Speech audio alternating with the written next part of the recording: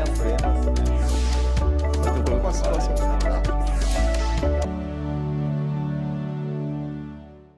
Olá, você que nos acompanha aqui pela Rede Alesp, programa Em Discussão está no ar. A visita íntima em presídios no Brasil é um direito garantido, mas ela estaria estimulando o crime organizado, por exemplo, ao propiciar a troca de informações? Vamos entender como funciona a visita íntima e falar também do projeto de lei de autoria do deputado Gil Diniz, do PSL, que propõe acabar com as visitas íntimas em presídios no estado de São Paulo. Eu recebo com muito prazer a doutora Jaqueline Valles, ela é advogada, criminalista e mestre em Direito Penal, dentre outros, né, doutora? Muito obrigada, tudo bem? Muito obrigado, muito prazer. A senhora já esteve aqui com a gente, é um serviço também um pouco de utilidade pública, né? Que a senhora sempre vem trazer informações para a gente. Doutora, essa aqui eu acredito que coisas desse universo dos presídios fica muito no imaginário popular e as pessoas conhecem pelo que vê na televisão, de um livro, enfim. Mas eu acho que existe muita... A senhora que acompanha, é advogada criminalista, pode tirar muita dúvida. Então, eu queria saber, em relação à visita íntima, existe há muito tempo no Brasil? Por que ela foi criada? Tá. É muito interessante esclarecer essa parte de visita íntima, que não é somente uma visita que nós estamos pensando. Nós estamos pensando numa situação de ressocialização do preso. Quando há uma pena, nós temos duas funções. Primeiro, retribuir o mal que ele fez. Ficar preso, ter uma pena restritiva de direito, ter uma multa, ele vai ser aplicada essa pena. Tá, e o que eu faço com esse cidadão depois que ele cumpriu essa pena? Ele vai voltar para a sociedade. Eu tenho que fazer com que ele cumpra durante o período em que ele ficou preso uma forma mais adaptável possível para que ele possa reinserir a sociedade. Quando eu proporciono para ele o mínimo possível, que é como proporcionar para alguém presa, de uma dignidade, de um respeito ao ser humano, nos seus mais peculiares anseios, tá? Eu faço com que a sociedade tenha o retorno dessa pessoa melhor. A visita íntima é um dos critérios para que nós possamos dar a essa pessoa que está presa um retorno, uma volta, um equilíbrio social melhor. E também nós temos vários princípios constitucionais que devem ser respeitados perante a nossa Constituição. Ela existe há muito tempo? Existe há muito tempo. Nós temos uma lei de 84, não é desde 84 que existe, mas nós temos uma lei de 84 que ela regulamenta como o preso deve ser tratado, de modo geral. Uhum. Depois nós tivemos em São Paulo, pela assistência, pela SAP, portarias que vinculavam, que estimulavam isso. Uhum. E foi abrangendo pelo Brasil afora. A visita íntima é resguardado o direito da dignidade da pessoa, resguardado o direito da intimidade da pessoa, resguardado o direito para que ela possa ter o seu vínculo social, o seu vínculo familiar conservado. Entendi. O vínculo familiar, ou seja, existem duas questões também. Existe uma visita comum que a mãe, pai, todo mundo usa, acho que até amigos, né? Não, só primeiro grau. Só primeiro grau, pessoas que podem ir fazer a visita. Isso é um regramento. E o outro específico é o regramento da visita íntima. Aliás, eu pergunto para a senhora, porque dentro do projeto de lei, que eu fui ler o projeto de lei do deputado Gil Diniz e também uma portaria, eu não trouxe aqui, infelizmente, mas me parece que a portaria de 178, alguma coisa 2017, assim. Da Polícia Federal. De 2017. Do Departamento Federal. Então, e aí lá diz o seguinte, que lá existe todo um regramento específico para os presídios federais, é isso, né? Agora, a senhora explicou a importância, como é que foi criada. Agora, existem estudos de resultados de melhoria, de sociabilidade? Há como se aferir isso? Sim, há como se aferir isso. Só para fazer um respaldo com relação às cadeias federais, aos presídios federais. Existem presídios federais que são destinados aos criminosos de maior repercussão de gravidade do delito. E existe o regime diferenciado, que é o RDD, que esse regime diferenciado é cumprido nesses presídios. Quando a pessoa está num regime diferenciado, ela estará no presídio federal. Essa pessoa presa num regime diferenciado, ela não tem contato físico com ninguém, logo não tem visita íntima. Nos presídios federais havia uma visita íntima que foi suspensa por esse regulamento. Certo. Esse regulamento de 2017 está sendo arguido na sua competência, na sua legalidade, perante o STF. Nós temos uma ação que chama arguição de descumprimento de preceito fundamental. Certo. Essa arguição feita, que está no STF, até com o ministro Fux, tá? Fachin, desculpa, será discutido a sua legalidade perante os princípios que nós arguimos há pouco. Essa proibição aos presos federais, ela acarreta um desequilíbrio do tratamento das pessoas. Porque eu tenho preso estadual que pode ter a sua visita íntima e o preso federal não pode? Por que é mais digno eu tratar o preso estadual, deixando que ele tenha a sua visita íntima, e o preso federal não? Como é que fica a família do preso federal? Por que ela não pode ter um contato íntimo com o seu parceiro, com o seu marido, com a sua esposa, e o preso estadual pode? Entendi. E a família... Então, por esses desequilíbrios, por essa falta de harmonia no tratamento das pessoas, ofendendo assim o princípio da igualdade, é que se tem essa arguição, que é uma ação que está sendo discutida, que deve ter sua resolução esse ano. E esse provimento federal deve ser sancionado ou não. Entendi, mas hoje ainda vigora essa... Aliás, eu encontrei aqui a portaria 718 de 2017, né? Isso. Que foi publicada aqui no Diário da União, Ministério da Justiça, enfim. Doutora, nesta portaria, por exemplo, que se baseia até, inclusive, pelo que eu entendi, um pouco o projeto aqui, que tramita aqui na Assembleia Legislativa de São Paulo, diz o seguinte, entre os vários considerandos, né, os direitos e garantias individuais não têm caráter absoluto. Isso aqui é uma justificativa dentro dessa portaria. E aí ele fala, por exemplo, na questão de harmonia da liberdade, enfim, mas integridade protegendo a sociedade. Nesta discussão, se o direito individual não tem um caráter absoluto, como é que se pesa nessa balança? De um lado, fala, olha, se tiver a visita íntima, pode possibilitar o crime organizado ter mais informações, então vamos restringir. Do outro lado, tem a sociedade, assim, tem o direito do preso, mas tem a sociedade que também quer se resguardar. É isso que a lei... É complicado, se estabelecer esse limite legal, né? Não, Chirime, você tem toda a razão. É complicado, mas eu entendo quando fala, não é um direito fundamental, regular, completo, absoluto, né? Tá? Mas quando o STF julgar, que ele já julgou de outros provimentos, tá? Com relação à visita íntima, quando ele julga perante os outros princípios. Certo. Para ver se realmente se é relativo, mas se está acusando, se está transparecendo, se está desrespeitando outros princípios. Certo. Aí o STF tem essa possibilidade de verificar a licitude, a legalidade desse provimento. Entendi. Entendeu? Com relação à sociedade, se ela está mais ou menos resguardada com a visita íntima, eu não acho que isso seja o primeiro ponto a ser descoberto. Com relação ao temor da Secretaria de Segurança Pública ou da Secretaria do Ministério da Justiça, com relação se isso proporciona mais o crime, isso não proporciona mais o crime, ao meu ver, tá?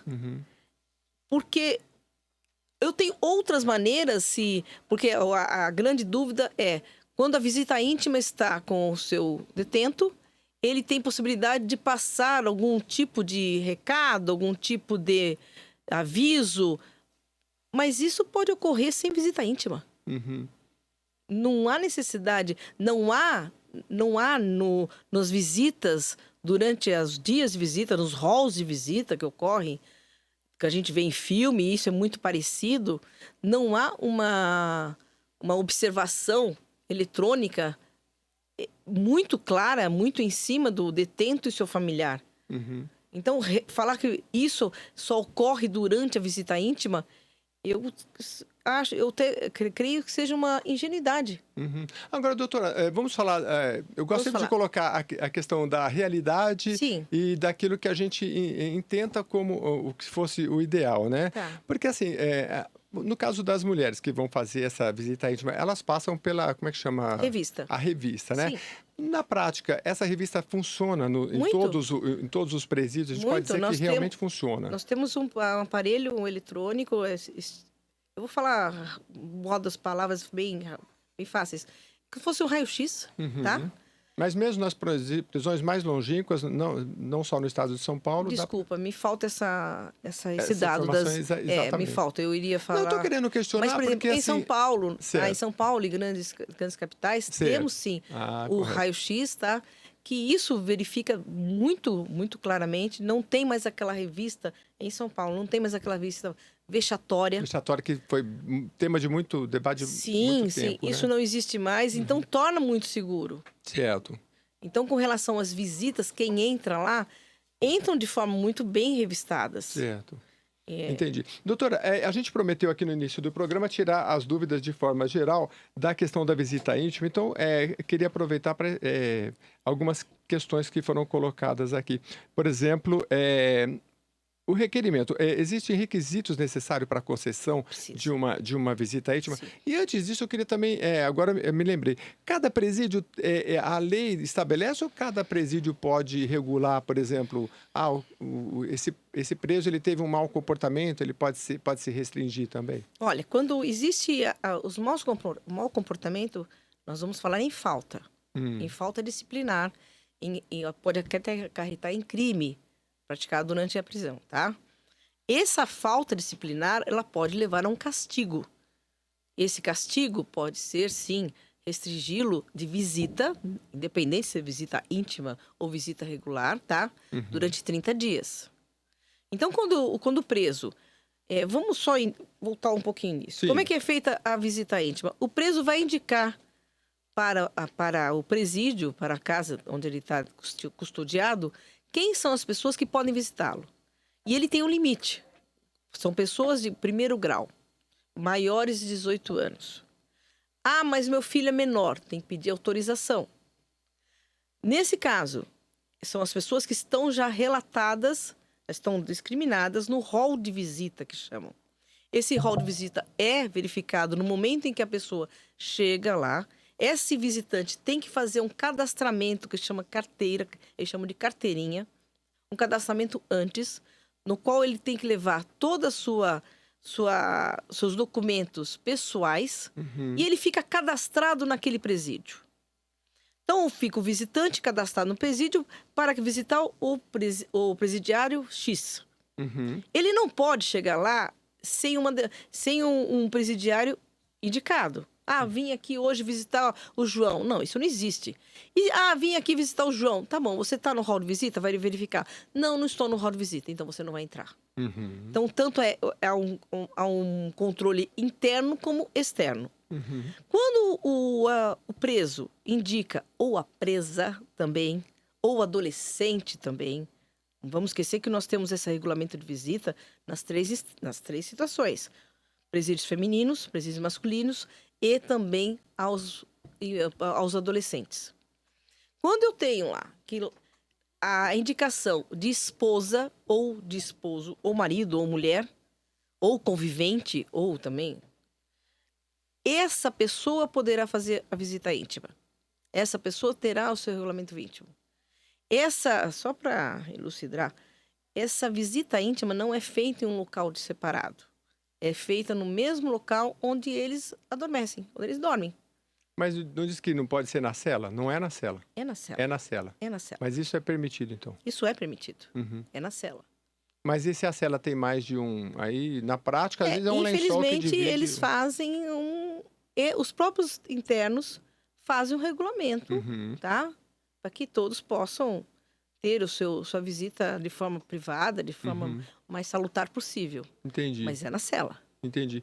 Agora, então, na prática, então, faz-se todo um cadastro, leva-se documentação. É só aquela pessoa que está ali determinada que pode Sim, ser autorizada. Agora, uma curiosidade, doutora, e no presídio feminino, né? sim, Até eu estava lendo, não terminei um livro do doutor Drauzio Varela, que ele fala, e nas entrevistas dele ele já falou muito, como as mulheres são isoladas, né? são Muitas vezes vão abandonadas. abandonadas. Elas vão, muitas delas, segundo eu vi algumas entrevistas do doutor Drauzio, estão porque tiveram algum tipo de envolvimento, assim, não diretamente com, mas para ajudar o parceiro e acabaram presas, meninas novas que depois engravidam, enfim, aquela situação drástica que a gente conhece. Nesse caso, elas também têm o direito, mas acho que na prática é um índice menor, né, que Muito acontece. menor, muito menor. Se você num dia de visita for de forma só de experiência, só de curiosidade, ver a porta num presídio mais feminino Uhum. com relação à porta do presídio masculino, a fila é uma coisa gritante diferente. E engraçado, e a gente também no presídio feminino aqui em São Paulo, eu ainda não. Na Marginal Pinheiro, aqui na capital paulista, tem um, né? A gente vê. Não, da Zaquinarc, lá em... É o feminino? Isso. Ah, sim, era onde era o Carandiru e uma parte ali Isso, isso. é presídio feminino, né? Isso, é presídio feminino. O da Pinheiros não, mas Não. Pinheiros ainda existe, né? Pinheiros é o CDP. É o CDP. CDP que existe. E não é de feminino, é só Ah, masculino. tá. Como é o outro na saída ali para o Tatuapé, acho que é um CDP também. Sim. Ah, agora estou mais localizado. Doutora, muito interessante. Então, em relação às mulheres... Em relação às mulheres, elas podem, sim, tá? Uhum. Mas o fluxo é muito menor. Até por situação social. As mulheres, elas tendem a ficar... Não é que elas são mais fiéis ou não fiéis, eu não vou entrar nesse âmbito, Uhum. porque não me cabe entrar. Uhum. Mas a mulher acompanha mais o preso. A mulher espera mais o preso. A mulher continua junto ao preso quando ele é levado à prisão. Uhum. O homem tende a ter essa ruptura com a presa. Quem acaba visitando é a mãe, é uma irmã, é o filho, é a filha. O homem tende a não ir. Até porque, às vezes, o companheiro dela já está preso. Uhum. Muitas das vezes já está preso. Então, Entendi. não tem... Agora, uma questão interessante aqui também, doutora. Posso cancelar a visita íntima e continuar realizando a visita comum? Eu acho que é uma... Eu não sei, eu imaginei que essa pergunta aqui é de alguém que tivesse discutido, brigado, e não sei. Essa visita íntima tem um regulamento. Você não pode mudar de parceiras muitas vezes. Ah, Você pode mudar de parceira, mas você vai ter um estágio, que eles chamam de estágio probatório, estágio de resguardo, que eles brincam, certo. de 6 meses. Hoje você está com alguém, você não está mais com essa pessoa, você pode tirar do rol de visita íntima, mas você vai ter que esperar 6 meses para outra. Então, essa questão de que também eu li que poderia levar a prostituta, ela, de uma forma... Se a pessoa for prostituta, ela vai entrar da mesma maneira. Da mesma forma. Mas não porque pela rotatividade da prostituição. Isso não. Entendi. Pelo que a senhora está dizendo, uma vez que é cadastrado, tem um período, né? Não é assim, uma semana... Não.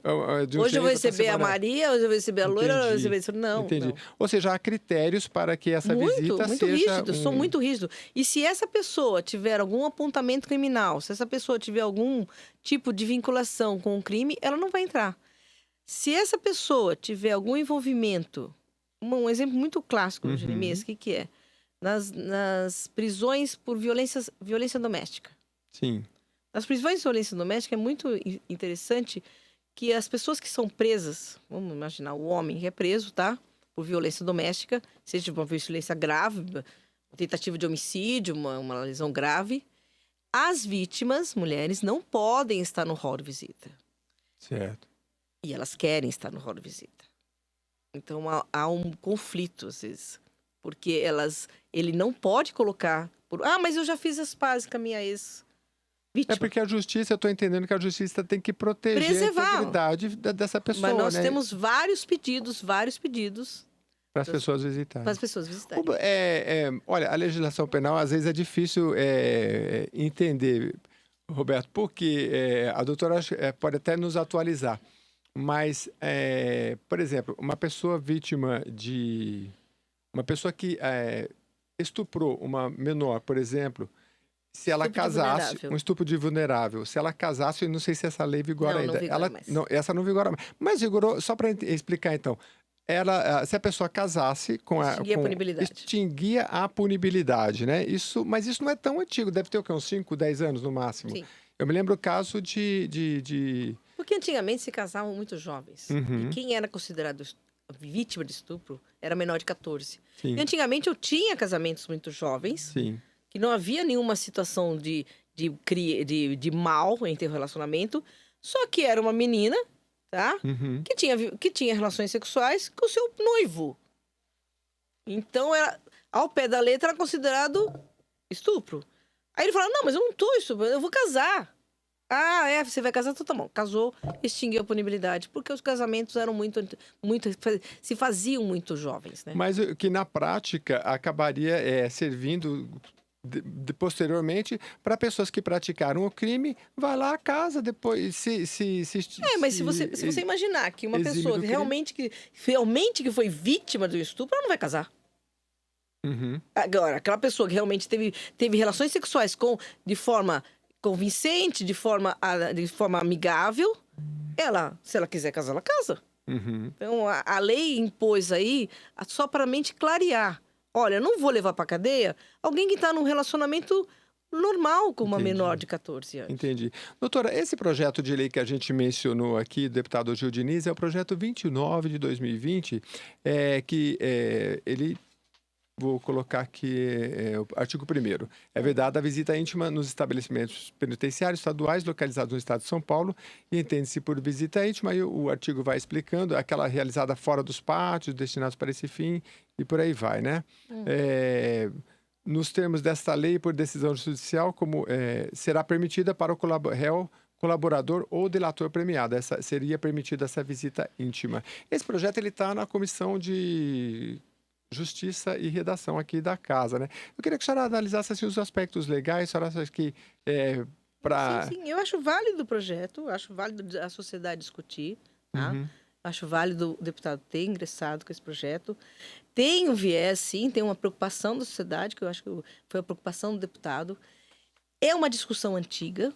O deputado, ele está se preocupando porque é uma preocupação antiga da sociedade. Uhum. Mas, obviamente, ao ser sancionado esse projeto, ao virar lei esse projeto, ele, como outros, poderá sofrer também ações de ilegitimidade perante a Constituição. Uhum. Porque existe aquela discussão que nós começamos na nossa conversa.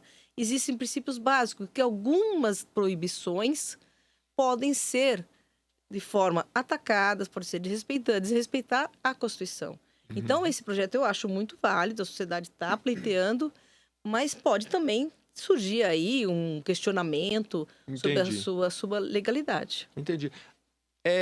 Pelo que eu entendi, inclusive lendo aquela portaria que nós falávamos aqui, 718 de 2017, Ministério da Justiça. Exatamente. E o projeto de lei também informando que não há dispositivo legal afirmando que a visita íntima do presidiário é um direito, assim, não existe textualmente, né? Então, pelo que eu estou entendendo, existe a garantia constitucional baseada nos direitos individuais, Não, enfim. Desculpa, existe textualmente, nós temos leis estaduais, Uhum. tá? Cada estado foi regulamentando, porque isso vem da Secretaria de Administração Penitenciária, então cabe ao estado regulamentar.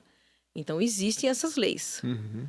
Essas leis sofrem algumas impugnações, como agora nós temos essa lei, essa portaria federal, Uhum. que, como só relembrando, essa portaria a gente fala em júdice, está em julgamento da sua validade perante essa arguição de descumprimento do preceito fundamental, lá no STF. Entendi. Doutora, a senhora prometeu, a gente está caminhando ao fim, tem mais 5 minutinhos, mas a senhora prometeu falar um pouquinho mais. Eu iniciei o programa aqui falando desse imaginário popular que a gente precisa entender. E, assim, o que mais que a gente pode falar da visita íntima na prática? Então, basicamente, para quem nos acompanha, é aquilo que a doutora explicou.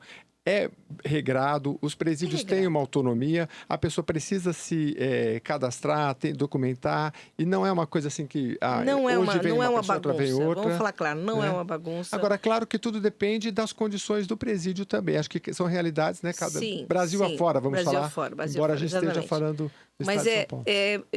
Entende-se em respeitar o anseio familiar, o anseio de eu ter aquela família na sua consonância, na sua harmonia, respeitando o direito daquela pessoa que ficou fora do presídio, daquele parceiro que ficou fora do presídio, que embora ele tenha que respeitar a ausência do parceiro que está preso, o Estado não pode negar esse parceiro que está fora o seu convívio mais íntimo com essa prisão. Porque aí nós estaríamos o quê? Ofendendo também o direito de quem não cometeu absolutamente nada. Entendi. A senhora acha que, assim, se utilizar desse direito, mas não com o mesmo objetivo da visita íntima, ou seja, ir lá só para trocar uma informação, a senhora acha que isso não teria muito fundamento, no caso, porque isso poderia... a pessoa fala assim, não, eu vou me cadastrar lá, mas eu vou lá só para levar uma informação, o que está acontecendo criminosa, e não haver nenhuma intimidade. Eu vou lá, converso... Não, são as visitas em gerais. Essas seriam enquadradas nas visitas em gerais. Mas não existe enquadros de visita íntima e visita geral, entendeu? O rol de visita é o mesmo. O rol de visita é o mesmo. Só que ele coloca a másia, ele coloca a companheira. Tá. Se for a mãe que vai visitar, tá como colocado ali a mãe. Então, só é designado a pessoa. Sim. E quando é visita íntima, está designado que a másia, companheira, mulher, esposa. Ainda existe esse termo, doutora, amaziada? Muito. Ele é muito usado. O termo jurídico. Jurídico até mais... jurídico, né? Mas no dia a dia do presídio, assim. A doutora fala assim, doutora, eu sou a másia dele. Mas amaziado quer dizer... Amaziado quer dizer, eu moro junto, eu sou convivente dele, tá? Mas não sou casada legalmente. Tá. Seria a união estável. Seria a nossa união estável. É que eles não falam convivente, porque é uma coisa mais técnica. Então é mais fácil as pessoas falarem, eu sou amaziada, eu estou amaziada, é acima do namoro. É o convivente nosso. Agora, né? doutora, dentro da sua experiência, a importância dessa visita, assim, no caso, porque você tem a mãe, tem um irmão, é o familiar que pode visitar. Mas a visita íntima, a esposa, o esposo. Então, essa visita íntima, ela tem um caráter diferenciado, acredito, né, para o psicológico do preso, né? Sim. Porque acho que uma das questões principais, assim, que o presídio já é um isolamento, e dizem que uma das maiores punições que se pode colocar é um isolamento dentro do isolamento, né? É o RDD. E a visita íntima, ela pelo que eu estou entendendo que a senhora está falando, ela proporciona esse contato com o mundo Sim. Aliás, uma calma... Dos dois lados. Psicológica e biológica também, sim, porque a gente não pode... lógico. Não há o porquê não. Entendi. Não há o porquê não. Seria um tipo de castigo. Entendi. Você tem todos os convívios familiar, mas você não pode ter nenhum contato íntimo. Por quê? Entendi. Mas o programa está chegando ao fim, mas essa é a questão jurídica que a gente colocou aqui, né? Que é difícil pesar nessa balança quando a sociedade pretende-se que se resguardar cada vez mais. Nós estamos no momento em que se fala muito da segurança pública, por isso que a gente trouxe aqui esse debate para que você também continue mandando as suas sugestões aqui para o programa e a gente possa trazer especialistas que têm no dia a dia...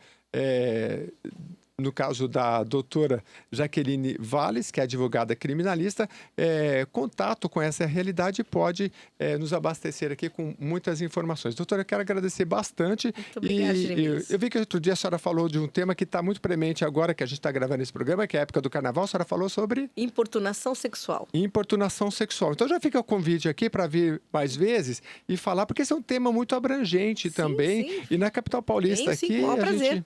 Então já está convidada. Muito obrigada. Eu que agradeço mais uma vez. E você que nos acompanhou até agora, continue mandando as suas sugestões. E o programa Em Discussão pela Rádio Alesp fica por aqui. Até a próxima edição. Vale a pena.